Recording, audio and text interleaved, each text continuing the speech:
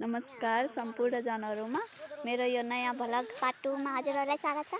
हजुरहरूलाई आज म के अवलोकन गराउन चाहन्छु भने आज म चाहिँ गाउँको खेतीमा आएको छु। त्यो चाहिँ बाला काट्नको लागि। चाहिँ मेरो कान्छी आमा हुनुहुन्छ।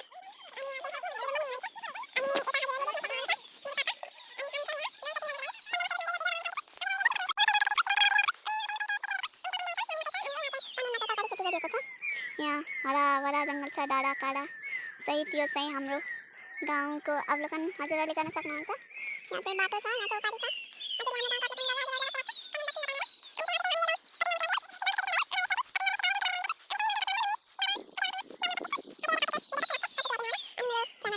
लाइक कमेन्ट शेयर गरेर अधिक मात्रामा प्रोत्साहन दिनुहोला, क्योंकि मलाई अगाडिका दिनहरूमा भिडियो बनाउन प्रोत्साहन मिलोस्। हजुरहरूले चाहिँ यो चाहिँ डाँडा काँडा हेर्नुहोस्, हाम्रो गाउँको सुन्दर दृश्य हजुरहरूलाई कस्तो लाग्छ हजुरहरूले देख्न सक्नुहुन्छ। यो चाहिँ हाम्रो यस्तो कटाइ हुन्छ। हजुरहरूले त खास खास गर्नुहुन्छ, तर मलाई त्यति आउँदैन।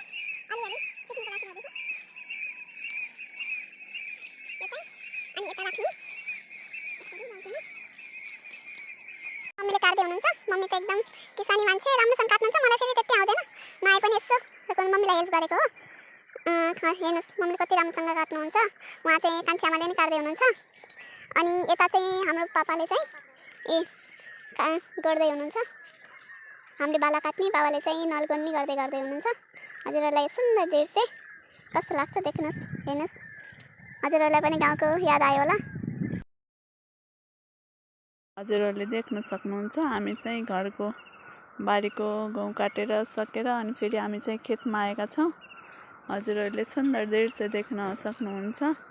अनि यो चाहिँ अत्यन्तै महत्त्वपूर्ण जडीबुटी असुरको पात हो। अनि यो चाहिँ हजुरहरूले देख्न सक्नुहुन्छ सबैभन्दा एकदम डरलाग्दो जडीबुटी हो सिस्नो, तर एकदमै राम्रो स्वास्थ्यको लागि एकदमै आयुर्वेदिक जडीबुटी हो।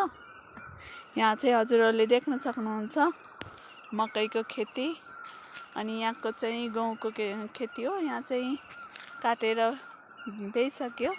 वहाँ चाहिँ हजुरहरूले देख्न सक्नुहुन्छ हुग्दी खोला पारी पनि कृषियोग्य जमिन नै थियो। अहिले चाहिँ मानिसहरू बसाइसराई गरेर गइसकेपछि, रोजगारीको सिलसिलामा विदेश गइसकेपछि उहाँका खेतीयोग्य जमिन एकदमै बनमाराको खेती हुन पुगेको छ। यो चाहिँ हजुरहरूले देख्न सक्नुहुन्छ एकदमै घना जङ्गल छ, तर पनि सुन्दरमय देखिन्छ। हेर्नु डाँडा काँडा हाम्रो गाउँको एकदमै सुन्दर दृश्य, एकदमै रमाइलो लाग्छ, आनन्द लाग्छ गाउँमा। तर पनि रोजगारीको लागि सबैले आफ्नो गाउँ छोडेर जान पर्ने बाध्यता हुँदो रहेछ। खेतीयोग्य जमिनमा खेती गरेर खेती गरे अनुसारको आम्दानी कृषि गर्न सकिँदैन। त्यही भएर घरको एकजना भए पनि विदेश जान पनि बाध्य बनिसकेको छ। घरमा हुने सबैजनाहरूले आफ्नो खेतीयोग्य जमिनलाई बाँझो नबनाइकन कृषि गर्न आग्रह गर्दछु। तर म चाहिँ त्यति मेहनती त छैन, तर पनि मैले आफ्नो मम्मीलाई सहयोग गर्नको लागि आएकी छु। हजुरहरूले यो भिडियो हेरेर के कस्तो लाग्छ हजुरहरूले प्रतिक्रिया दिनुहोला।